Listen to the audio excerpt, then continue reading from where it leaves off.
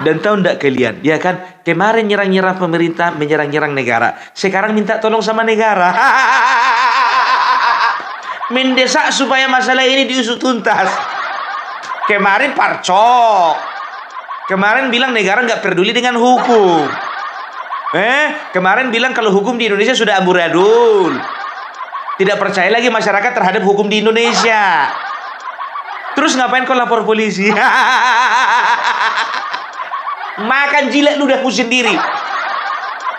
Oke teman-teman, untuk hari ini teman-teman ini mau dibikin tertawa-tawa dan dibikin ngakak oleh teman kreator kita seperti biasa, yaitu Opung Parbilak.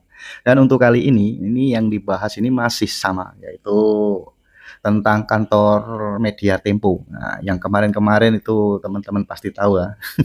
Yang dapat teror yaitu sebuah kiriman paket, yaitu yang berisi kepala babi tanpa kuping. Dan kemarin dini hari, hari Sabtu pukul 2-an, ini dapat teror susulan lagi yang berisikan tikus tanpa kepala. Nah, ini dengar-dengar ini ya, ini sangat lucu sekali. Nah, apalagi yang membahas teman kreator kita yaitu Opung Parbilak. Dan kemarin ini udah diwawancarai yaitu Menko Digi, yaitu Bapak Muti Hafiz, dan juga Kepala Kantor Kepresidenan yaitu Bapak Hasan Nasbi. Nah, kalau mendengar komentarnya juga sangat menarik dan sangat lucu sekali. Katanya soal kepala babi oleh Hasan Nasbi. Kepalanya dimasak aja. Dan ini juga mendapat pro dan kontra juga ini. Nah, oke teman-teman, supaya teman-teman tidak penasaran dengan isi videonya, nah, mari kita lihat dan kita tonton videonya. Mari kita sama-sama tertawa-tawa dan ngakak-ngakak juga boleh. Karena kelucuan teman kreator kita yaitu Opung Parbilak ini. Nah, ini guyonannya juga menarik sekali, ya, kelucuannya juga menarik sekali, dan ini celetukannya itu wah mengenai sekali. Oke teman-teman, mari kita langsung aja kita tonton videonya. Oke, kita langsung gas. Iya, jadi setelah beberapa hari yang lalu kantor berita Tempo dikirimi kepala babi. Nah, kemarin hari Sabtu dini hari jam 2 dikirimi lagi tikus tanpa kepala.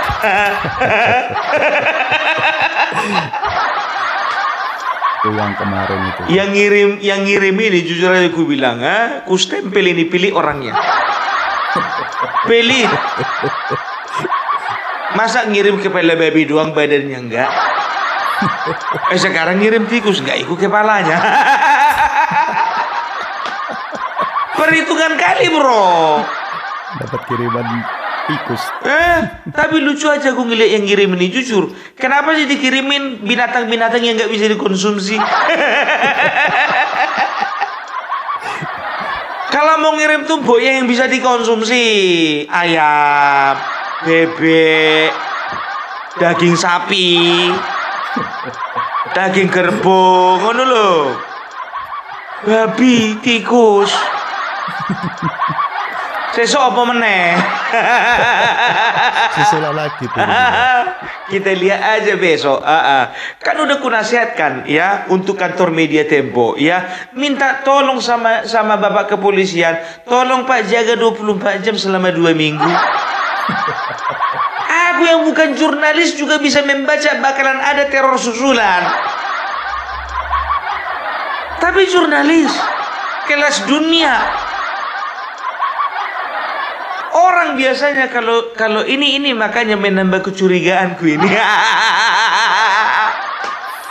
Kalau misalnya rumah pribadi saja kalau kena teror ya, walaupun lengkap CCTV kita nggak bisa tidur. Kan begitu, kita minta tolong kalau nggak security ya yang tinggal di di klaster kita atau hansip atau minimal keluarga kita minta tolong untuk tidur di rumah.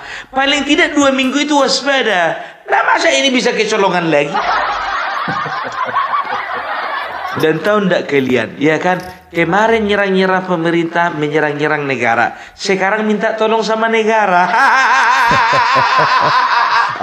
Mendesak supaya masalah ini diusut tuntas. Kemarin parcok. Kemarin bilang negara nggak peduli dengan hukum. Kemarin bilang kalau hukum di Indonesia sudah amburadul. Tidak percaya lagi masyarakat terhadap hukum di Indonesia. Terus ngapain kau lapor polisi?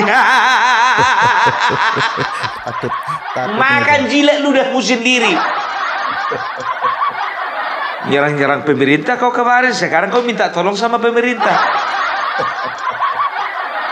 Makanya nggak heran dua ya, satu menteri Menkominfo ya, yang satu lagi Menko Digi ya, kalau nggak salah Mutia Hafiz ya kan, itu sudah diwawancarai. Hasan Nasbi juga sebagai kepala kantor ya kepresidenan ya, itu juga sudah diwawancarai. Coba bayangkan kalian, sekelas Hasan Nasbi bilang apa? Pak, bagaimana Pak? Ini ditanya wartawan, bagaimana tanggapan Bapak dengan pengiriman kepala babi ke kantor Tempo? Ya udah, masak aja. Gitu aja repot. Mutia Hafiz begitu juga. Mereka itu sebetulnya udah antipati. Iya, kita malah dorong mereka untuk lapor polisi. Sebetulnya nggak usah dulu kelas pemerintah. Aku bilang sama kau, kalau kau suka julitin tetanggamu, kau omong-omongin tetanggamu, tiba-tiba kau minta tolong sama dia. Apa gak malu? Gimana kira-kira? Mau nggak dia minta tolong? Yang pertama dia nggak mau, yang kedua mau tapi pura-pura. Ditolong tapi nggak sepenuh hati. Makanya aku bilang ya kan, kalau untuk majalah ya, untuk media yang satu ini ya, ini kalau ku terobong ini memang betul-betul kurang ajar. Apapun yang jelek-jelek dari pemerintah itu yang diekspos, yang bagusnya enggak. Ya, jadi aku ada kecurigaan ini ya, selama ini ada rumor, bukan Opung Parbela yang mengatakan, ada rumor bahwasannya ya selama ini majalah Tempo itu dibiayai oleh pihak asing ya. Wow. Ada kemungkinan yang membiayai itu ada satu yayasan namanya USAID ya, yayasan yang yang dibiayai oleh Amerika Serikat ya, tapi sayangnya sekarang yayasan tersebut sudah dibubarkan oleh Donald Trump. Nggak ada lagi dong dana yang mengalir. Yayasan yang sama juga salah satu donatur dari OCCRP kemarin yang menyatakan bahwasanya Bapak Joko Widodo adalah the king of corruption. Bahasa Inggris opung ya. Kemarin bahasa Jawa, saiki bahasa Londo. Ya ora apa-apa.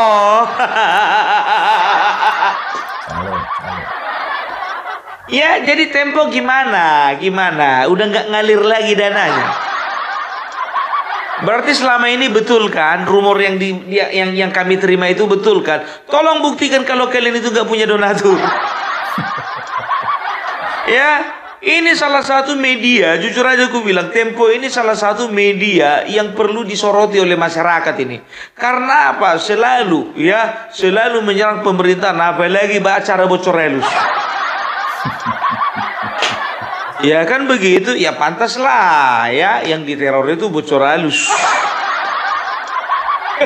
Jadi kau mau bilang pun pemerintah yang menerorin, kecil kali bagi pemerintah untuk meneror Tempo. Gak kerjaan itu ya kan. Jadi sekarang itu ada pihak, kayak kemarin ku bilang ya kan, ada pihak-pihak yang memang merasa tidak puas dengan pemberitaan mereka, dan juga ada pihak yang ingin mencoba-coba memecah belah ya antara masyarakat dengan pemerintah ya. Mereka gunakanlah situasi si Tempo ini kan begitu. Karena Tempo adalah yang paling rajin menyerang pemerintahan kan begitu. Nah, sekarang bukannya bilang apa? Ternyata aku dapat artikel dan juga ada informasi bahwasanya ada juga ternyata LSM yang juga dibiayai asing. Ya, ingat ya, ternyata bukan hanya perusahaan asing yang ada, tapi ada juga LSM yang dibiayai asing dan juga media-media yang dibiayai asing. Tidak menutup kemungkinan ya, konten kreator juga ada yang dibiayai asing. Dan tidak menutup kemungkinan congor-congor yang menyerang pemerintahan Bapak Joko Widodo kemarin, dan juga congor-congor yang menyerang pemerintahan Bapak Prabowo Gibran itu dibiayai oleh asing. Betul. Ya kan, bisa jadi. Ya, congor-congor seperti sudahlah. Aku bosan untuk menyebutkan namanya. Karena orangnya itu lagi. Nggak ada nama baru.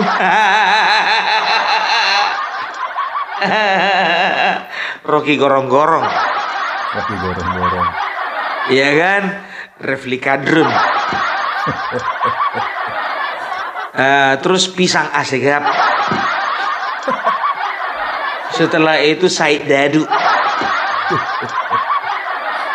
Setelah itu Abraham Tomat. Setelah itu siapa lagi ya? Banyaklah sebetulnya ya kan. Nama-nama berikut ini maaf ya kalau ada kemiripan nama. Ada samaran. Biar aman. Mau dipanggil pun nama asli orang itu, kenapa rupanya masalah sama kita? Ini kan menduga kan, karena apa? Ya, hanya pihak asing lah yang ingin mencoba-coba merusak negara, kan begitu. Mereka nggak bisa secara langsung, mereka gunakan tangan-tangan orang pribumi, orang lokal, orang Indonesia untuk menggerogoti bangsa ini dari dalam. Zaman Belanda dulu udah ada sistem seperti itu.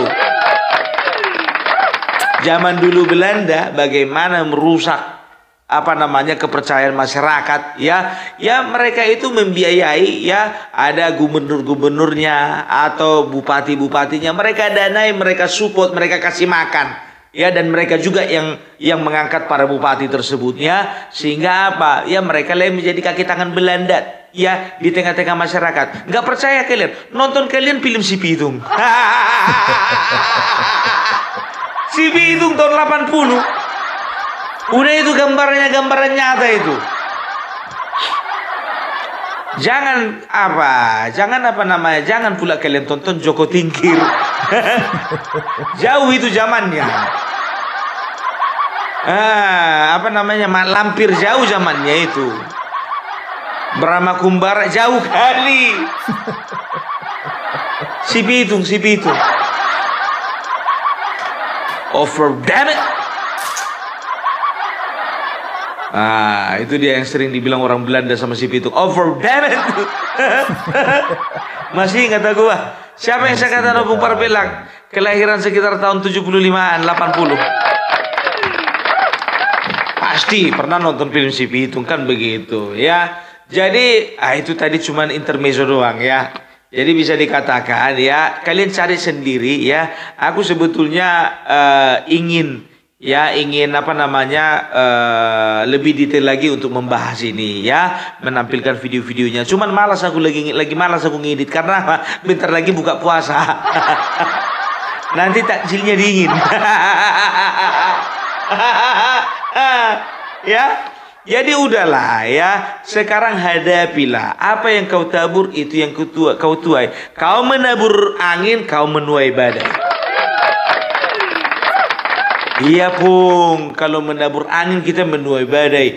Ini kami tidak pernah memelihara anak babi, kok dikirimi kepala babi.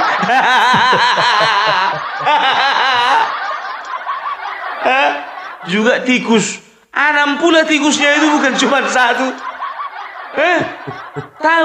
Tahu yang ngirim ini kalau tikus murah, tinggal nyari di paret, kan begitu.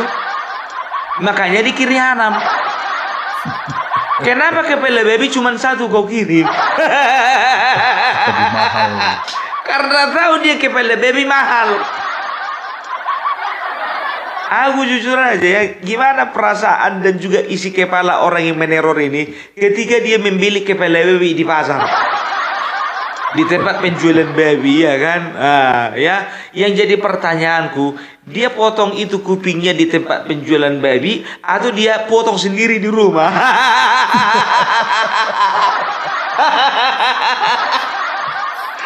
Aduh. Sekarang kan kantormu itu ada CCTV, ya kan? Lihat dong, periksa dong ya. CCTV-mu itu di CCTV-mu itu kan bisa kelihatan siapa yang ngirim, kelihatan siapa yang ngelempar, kan begitu. Tapi kalau memang di CCTV-mu itu nggak kelihatan, ya kan? Berarti CCTV-mu itu salah tempat, salah letak. Maunya biar nampak, biar tahu kalian siapa orangnya, kalian letak CCTV di tembok luar, ya kan? Kalian tulislah, ya ini besok kalian bikin dulu CCTV luar, ya kalian tulislah di bawahnya, ya kan? Lemparnya dari sini. Itu biar ketahuan.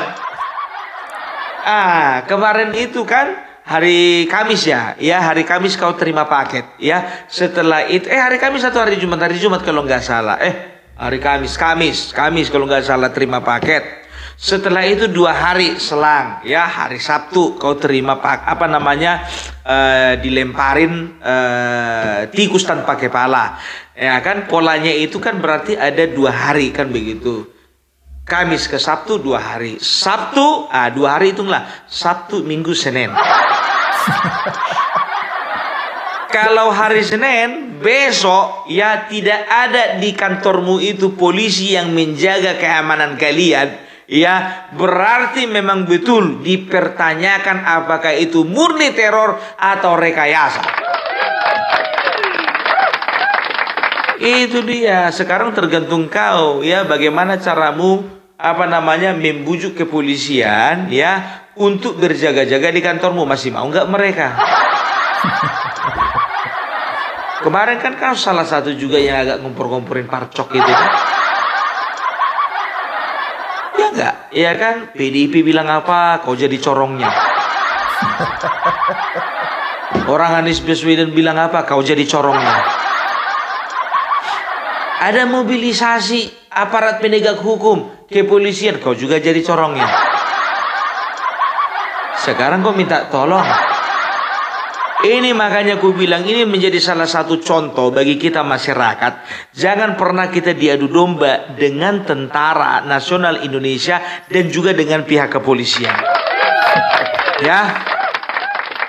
Seberapapun besar dosa yang dilakukan oleh anggota kepolisian dan juga anggota TNI, ingat itu hanyalah oknum. Ya. Jangan kalian begitu TNI dan kepolisian ada oknum yang berbuat salah, berbuat dosa, berbuat kejahatan, begitu tajamnya hujatan kalian.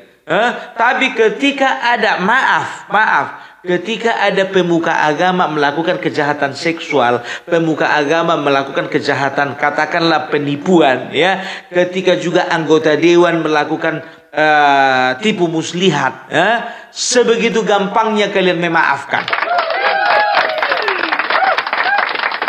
Ya, nggak fair itu namanya. Ya, tapi itu kan oknum pemuka agama, oknum yang berbuat seperti itu. Anggota DPR, oknum yang berbuat seperti itu. Sekarang gini, anggota DPR ada oknumnya yang melakukan kejahatan. Apa berhenti pekerjaan anggota dewan untuk membuat undang-undang? Enggak kan? Apa berhenti pekerjaan pemuka-pemuka agama yang ada di Indonesia ini, yang ada di bangsa ini, untuk mengajarkan kebaikan, mengajarkan bagaimana bersosialisasi, mengajarkan bagaimana kita dengan Tuhan? Enggak kan? Sekarang begitu juga, bagaimanapun tajamnya hujatan kalian kepada kepolisian dan juga kepada TNI, mereka tidak akan pernah berhenti menjaga kedaulatan Republik Indonesia dan menjaga ketertiban umum. Mau belajar jadi caleg hubung. Mantap kali ceramahmu hari ini. Ya iyalah, coba ya kan. Tengoklah ini contoh nyata. Dia serang-serang pemerintah. Dia serang-serang negara. Sekarang dia mendesak negara untuk untuk mengusut ini supaya tuntas. Lah, aparat penegak hukum itu yang gaji siapa? Negara kan? Betul. Jangan bilang kami nggak ada mendesak negara. Udahlah, nggak usah lapor polisi. Jadi kita harus hati-hati seperti media-media ini. Ingat ya, masa pemerintahan Bapak Jokowi ya itu sudah dimulai dengan ya pembungkaman terhadap ya kelompok-kelompok yang ingin merusak bangsa ini, kelompok FPI, kelompok HTI, kelompok radikalisme yang lain, ya. Bekerja sama pemerintah, bekerja sama dengan aparat pemerintah melalui penegak hukum, bekerja sama dengan masyarakat, sama-sama membungkam mereka ini. Ingat, jangan sempat hal ini mereka gunakan untuk merusak ya tatanan kebangsaan di bangsa ini, gitu. Apalagi ya, Bapak Prabowo itu mengusung keberlanjutan program-program dari Bapak Joko Widodo, sama seperti RUU TNI itu. RUU TNI itu bukan produknya Bapak Prabowo.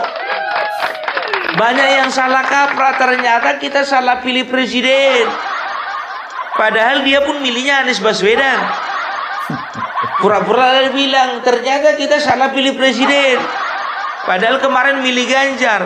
Yakin aku kalau pemilih Bapak Prabowo gak akan pernah mungkin ngomong begitu.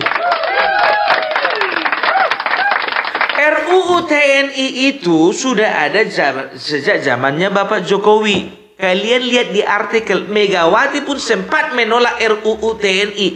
Artinya apa? Ya, artinya waktu itu kebijakan Bapak Jokowi RUU TNI ya tidak didiskusikan atau tidak disahkan ya oleh DPR. Oleh karena apa? Oleh karena Megawati waktu itu masih sentimen kepada Bapak Jokowi, sehingga PDIP salah satu yang paling menolak rancangan undang-undang TNI, bukan RUU TNI, sorry ya, revisi undang-undang TNI ya. Megawati ya melalui partainya PDI Perjuangan salah satu ya, atau mungkin satu-satunya yang menolak revisi undang-undang TNI untuk tidak disahkan. Nah, sekarang disahkan. Jadi jangan kalian itu mau disesatkan dengan informasi yang mengatakan bahwasanya karena Presiden Prabowo itu adalah basicnya militer sehingga dia terlalu memanjakan militer, terlalu dia itu berpihak kepada militer, terlalu menganak emaskan militer. Kan begitu? Enggak, ini sudah ada ya, revisi undang-undang TNI sudah ada sejak zaman Bapak Jokowi. Fix. Ya, jangan pernah kalian itu kita termakan hoax, kan begitu ya. Juga masalah sepak bola. Banyak yang media sangka Pung, bahas dulu timnas sepak bola. Apa namanya Pung? Sepak bola Pung. Masa kalah kita dari Australia 4-1 Pung? Kenapa harus heran? Justru heran kalian kalau Indonesia menang. Maaf, jujur aja aku bilang sama kalian, kalaupun Opung Parbelak pernah membahas masalah sepak bola ya, itu berarti ada kaitannya ya dengan prestasi yang harus dicapai Indonesia, baik itu di gelaran Piala Dunia ataupun gelaran-gelaran kejuaraan lainnya, kan begitu. Oke, nggak masalah. Tapi mohon maaf ya, mungkin Opung Parbelak punya keterbatasan waktu dan keterbatasan materi untuk membahas tentang sepak bola. Karena apa? Karena kepala babi masih lebih panas untuk dibahas daripada sepak bola. Karena lebih banyak yang minta sama Opung Parbelak, Pung bahas kepala tikus. Padahal aku mau bahas bola sekarang. Tiba-tiba netizen banyak, Pung, ada tikus tanpa kepala. Apalagi lah ini rupanya dikirimin seorang bapak lah link beritanya itu. Terima kasih ya Bapak ya. Dikirim link beritanya. Mak, diteror lagi tempe. Kan begitu. Mintalah netizen itu ya. Bisa dikatakan yang minta bahas bola cuma 3, yang minta bahas tentang kepala tikus ini ya, itu ada sekitar 632. Ku hitung itu. Ya inilah dulu menjawab kebutuhan masyarakat banyak ini. Aduh ya. Jadi itu dulu dari Opung Parbelak ya. Aku minta sama kalian semuanya jangan terprovokasi ya. Masyarakat jangan pernah mau terprovokasi, karena aku percaya netizen Indonesia, masyarakat Indonesia adalah netizen dan masyarakat yang cerdas. Oke? Jadi itu dulu dari Opung Parpelak. Salam NKRI, NKRI harga mati. Salam. Oke, terima kasih teman-teman yang sudah menonton videonya. Itulah keseruan Opung Parpelak membahas dan komentari tentang kantor media Tempo yang mendapat mendapat susulan teror. Gimana menurut pendapat teman-teman? Nah, apabila teman-teman ada saran atau ada pendapat, silahkan komen di kolom komentar. Sampai jumpa di video selanjutnya. Selamat beraktivitas. Sampai jumpa.